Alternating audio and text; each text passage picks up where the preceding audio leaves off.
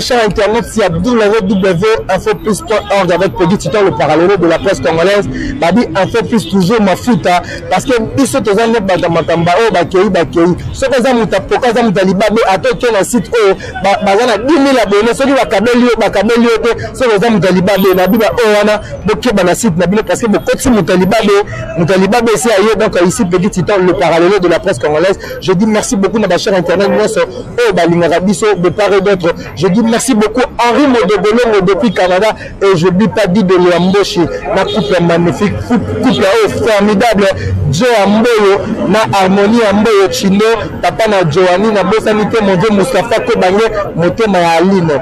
Merci beaucoup na bana nyonso ya poto bana nyonso le monde entier na rolobaka rapidement par rapport à l'actualité musicale vraiment toujours dans la République démocratique du Congo déjà disponible déjà il y a Bundesliga il y a des prix comme déjà ils ont déjà wana sur vraiment de s'abonner surtout dans le site nayo et bomona babilo revient au combat de prix à Salé Libiso et déjà l'année bomoni nga na commune ya Bondalunga vraiment on recevoir l'artiste musicien au azana flow ya Mikolo parce que azana pembeni ya hustle hein vraiment ba papa nayo ba papa Kulutu ba papa Leki bandimi ba propulser moi na bango donc je dis que à son âme mon vieux Babia ndonga chokoro lelo tozana moi na nayo toujours continuer continuité donc déjà là na robonga Prince Babia Nicolas Nabenga l'artiste, il y a vraiment l'artiste musicien parce que après ça va bien dans la porte plaisir, après ça va plaisir na Harmonie Chindo, le bien Harmonie Chindo depuis Paris, on a besoin de Chimène Ilonga na Vovo Songo, hein le bien ma sœur Vovo Songo Viviane donc merci beaucoup na la chaîne internet na biso. Déjà je vais dire bonjour à Prince Babia. Bien bonjour. Bonne santé. Santé, ça va. C'est comme si quelque chose ça se prépare, hein, mais silence c'est comme si quelque chose ça se prépare parce que ma chère internet n'a biso au balingaka au batalaka, c'est comme si quelque chose ça se prépare. Bon, c'est préparé, ça a un problème. Maintenant, ça peut être ma cambo. Là-bas, en 2018, on a dit qu'on surtout dans ma boue, on a ça, ma moto, on a ça, ma cambo, on a nzambe, ming, on a tigin nzambe. Aujourd'hui, quand tu fais la fierté de ton papa il fait un grand musicien de ce pays et il a chanté avec beaucoup de batébélé vraiment par rapport au encadrement. Mais aujourd'hui, quand au thème la Prince Babia, la Prince Babia, l'émotion n'est par rapport à ton papa.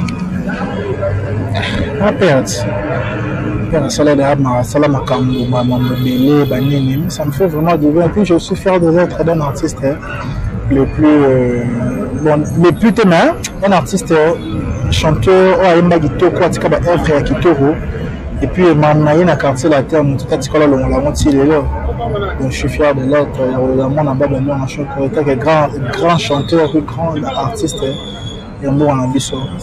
Je suis fier. Un peu de nostalgie de Babia Ndonga Chokoro parce que tu es son papa, tu es son fils plutôt. Voilà, papa Nao. Pour nous faire ça plaisir dans ma chaîne internet, nous sommes partout dans le monde entier. Nostalgie, mon ketozo à la Babia Chokoro.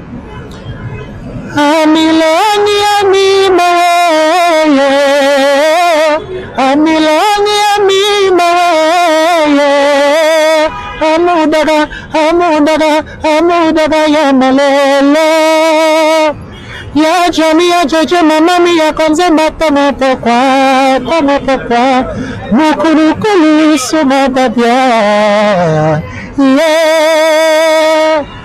ya makama bayinga makama kolela damuye butu nalala kate makanisi sako banza krasmasyo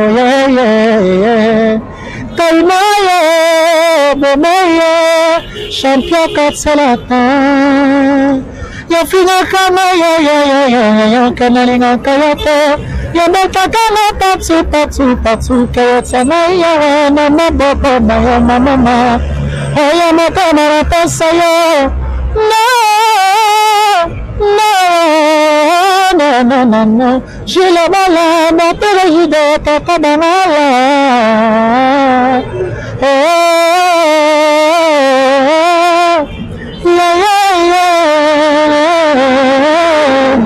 Balela ngai kala mama balela ngai kala ye mama balela ngai kala ye otsin kono para vin rosa sima S'il ne connaît pas la vie, Bernadette est c'est mon ya. S'il ne connaît pas la vie, maman, oh maman. Ya Isaïe fake moko molo wambo vamo. Ya Isaïe fake moko molo wambo vamo. Bravo, je pense que ça fait plaisir à mon vieux ami Singoma depuis récit. Babi ba vieux, moi to ba tuner les courses. Karami était dans un récit wana na bi la bande mystique à fournir et ça lui fait plaisir makasi. Hein, na ma sœur Babi ba boîte qui Epai Bernadette Masengo BM. Balobi depuis Belgique donc à la biso na go sanité, joli ma beka papa na divine na messi. Parlons maintenant de l'actualité. Je pense que dernièrement les solo et Betamadi awa ils ont eu les solos qui est Betamaki, ils ont eu les solos qui déjà prévenus. On a dit déjà que Babia, Prince Babia, accroché à Fally Ipupa. Pourquoi cette vision? Parce que tout le monde a dit héritier Watana de Andimaki par rapport à Rosalana yo. Jusque là, il y a carrière na yo. Elle dit non, papa na yo, qui vient na yo, ton bayaki na yo pour encadrer yo. Et comme un ramoro, raison que ça va chic. Mais après un temps, tout le monde a eu, tout le monde a eu, papa les kinayo, les aki n'ont nini, et ça là qui que Prince Babia dans l'inga, le bango tape temps, et ça là qui y a que l'on pas héritier et le lot, tout le bagage le lot c'est comme si c'était individuel. Solo on a sauvé tamoté, on a sauvé tamoté parce que c'est il y a déjà les passés, on a sauvé tamoté parce que tout le monde beta mon solo car que on soit parce que la personne aux à s'intéresser à la Prince Babia. Bien sûr, là, c'est l'idée à s'intéresser à la moitié. Alors, moi, si ma responsabilité, c'est toujours dans le respect, on a vraiment sur ce côté de la solo. Il y en a des qui nous ont ignoré. Non, il y a des qui nous ont ignoré, mais il y a des qui nous ont parce que quand on est le Prince Babia, ça les logotés, ça m'a rappelé logotés, mais que les flashs sont en salle à l'eau, c'est ça. Je viens te demander au début de l'émission, c'est comme si quelque chose ça se prépare. Dernièrement, nous allons tu m'avais parlé de quelque chose que j'avais dans Sido, il fallait juste détailler au monde. Et puis après, tu as des photos, surtout dans Facebook, dans Instagram, avec Fally Ipupa. D'abord, est-ce que au lieu de sa cher internet, Prince Babia par rapport à la relation à Yona papa qui n'a Fally Ipupa. Ce quoi en fait, c'est juste que peut-être intégrer peut-être mouvement à Fally Ipupa ou bien qu'on intégrer un victime parce qu'il y a un label. Mais c'est quoi d'abord votre relation sur l'instant Yona Fally Ipupa? Marabouana vraiment j'ai le solo mono que solo mononato, mais na rôle bango pété bonato parce que dans le chatero bazali. Sur Marabou sala mimbo on a le barakamat. Accueil na papa na papa on accueil que papa aussi voyage aussi la tournée à concert bani na yo que na mona ye na tournée santé ningine solution après mais ba studio bani toujours pendant temps sur la pas papa peine ça dit considération vraiment pessimement na ye sous attaque qui na côté mouvement attend na côté est victime et ça qui na za na maboko ya papa le qui na ngai. Maintenant, Prince Babia, tout channel nous Fally Ipupa entre parenthèses au-dessus de l'obabon le bigo Akendaki qui a grande visite. Maintenant tout le bal nous en a parlé. Qu'est-ce que tu penses pour l'avenir dans musical? Ah, on a pensé à loin, Et puis nous maman dans ça là et comme ça batou. Bon, na rôle bango te na boy parce que ngai na lenga suma ba mission internet c'était pour na tika on déjà dernièrement bon na tika yi. Hein? Bon. Éviter ce bon na le bango kaka pour ça comme ça. Mais ça bateau il a bien sous le cas trop d'émissions internet c'était parce que mais internet c'est comme ça là.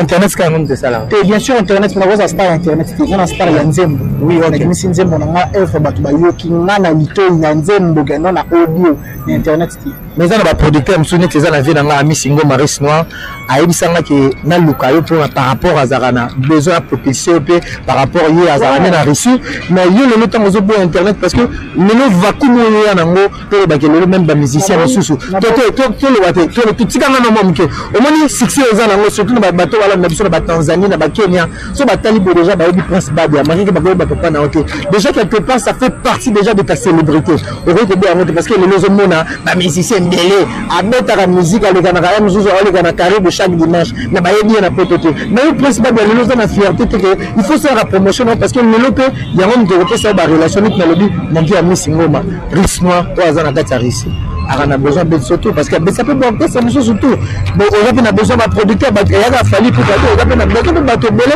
on va linga ko ba chama boka ouais c'est bon c'est une logique de choses que prince ba dans les on a besoin ba quand que bateau ba tsanga maboka ils en ont bon comme on a dit Ami Singo Marie Sonor parce que ABC bateau tout internet parce que on a la révélation internet en 2017 à l'objet qui a bêta qui kazona bango que peut-être c'était la musique à former dans un na récit kala minute total la coupe du monde na bango quoi ouais venanga Ami Singo mabena petit soit soutenir petit ça va quand même au lobby ba soutien ça on a un problème de la négligence internet na ko négliger ma monter il y a même ça la honte et ça mais na lobby ka kande ke na ko ki kozala kakati pour internet ça mati pour nous avoir mission de les caractères avec on dit que ça un succès bien sûr même bon on y vraiment dit que on bani quand même bien sûr attends d'abord mission de le border c'est monsieur la on va porter la bani ko la pense moi c'est quoi déjà de beaucoup y bana ngai non on a mélangé ce qu'on a talent qui va faire ni bien ba tubayogi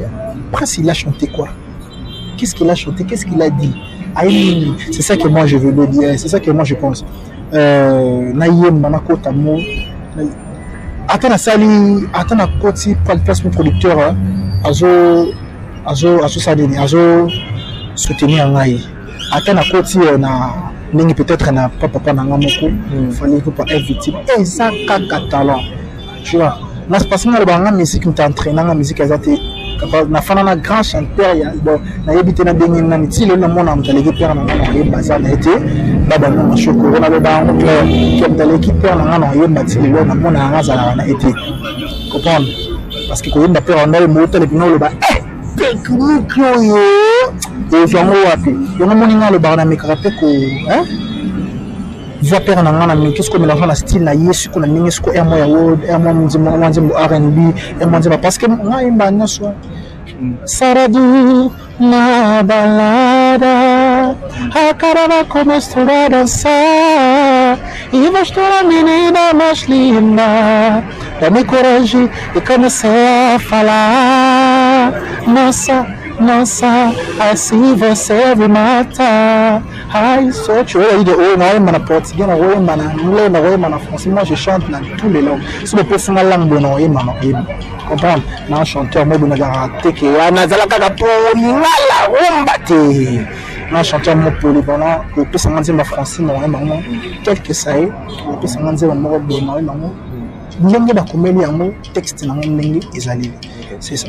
Merci beaucoup Prince Babia de Komina Souka parce que Rebek na biso moto za nango awa to benga ngo rubrique derrière le dos na le mota la bachère internet derrière le dos na lingara que ça la plaisir ko silika na hote ko fâcher na hote parce que petit c'est la classe c'est la différence dans un mam tout ça là on a nenga chic na linga vraiment que ça bachère internet na biso mo Congo question yango pour répondre nango tango ko baluka nous répondre nango donc on a linga o baluka et ça derrière le dos.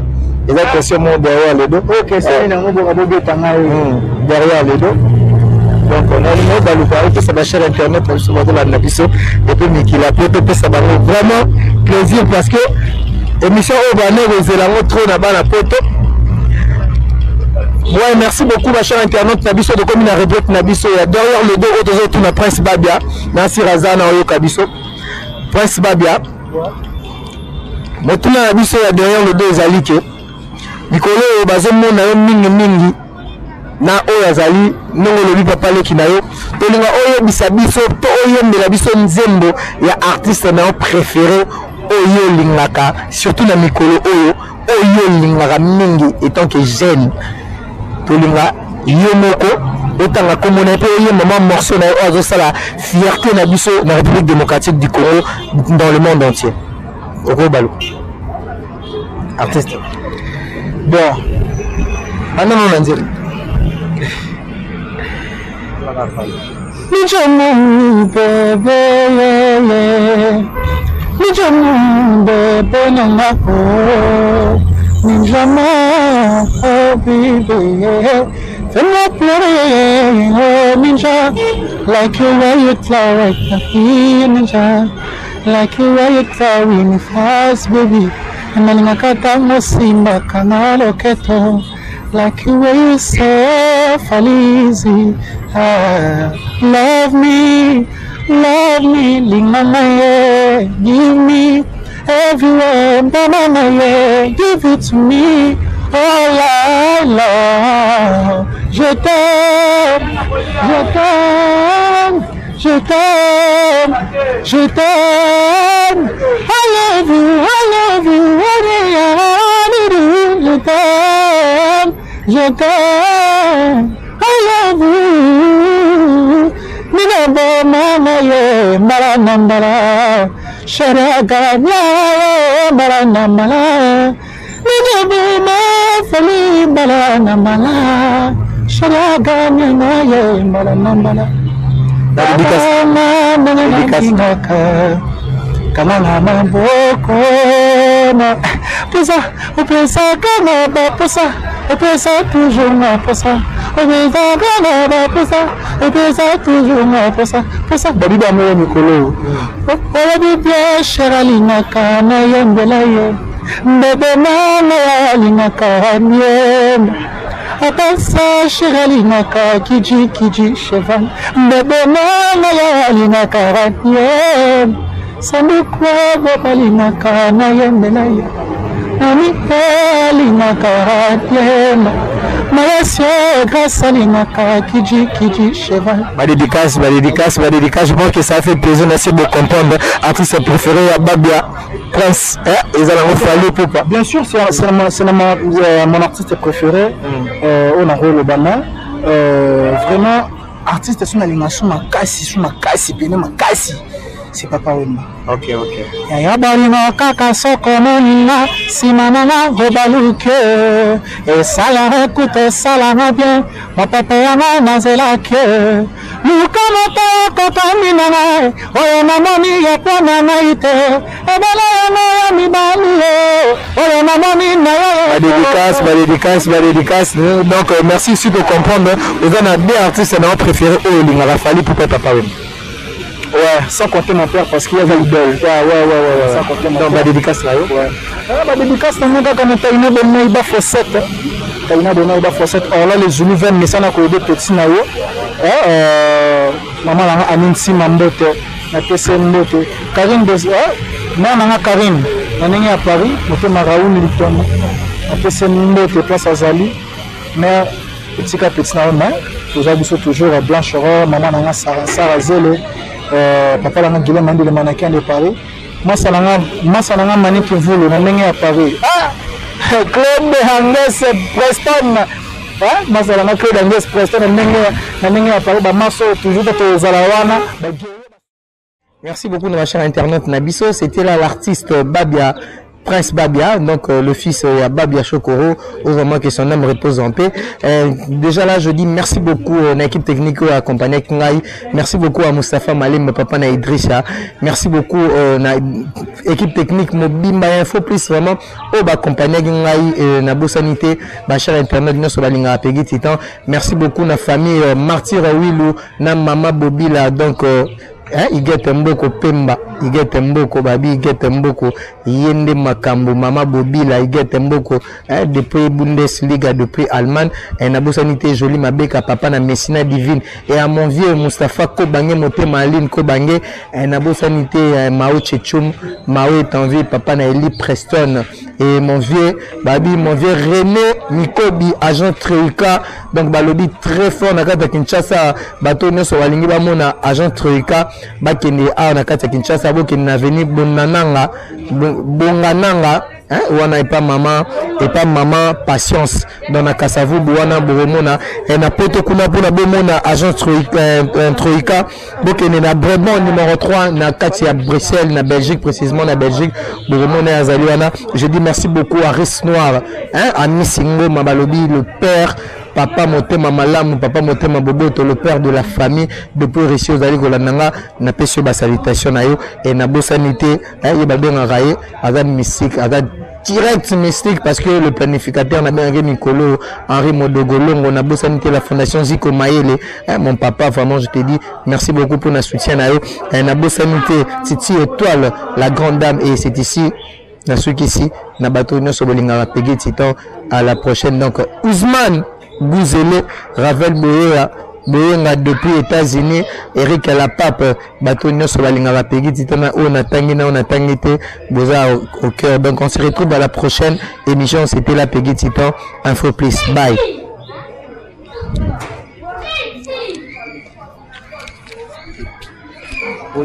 Photo na nani ya babi ngona ya jo nani ya Moise Mbio na Fiona nazana ngona nani okopega nazana oso izo botkela nazana ngona ni ba publier yango ozanga nzambe na ngai finite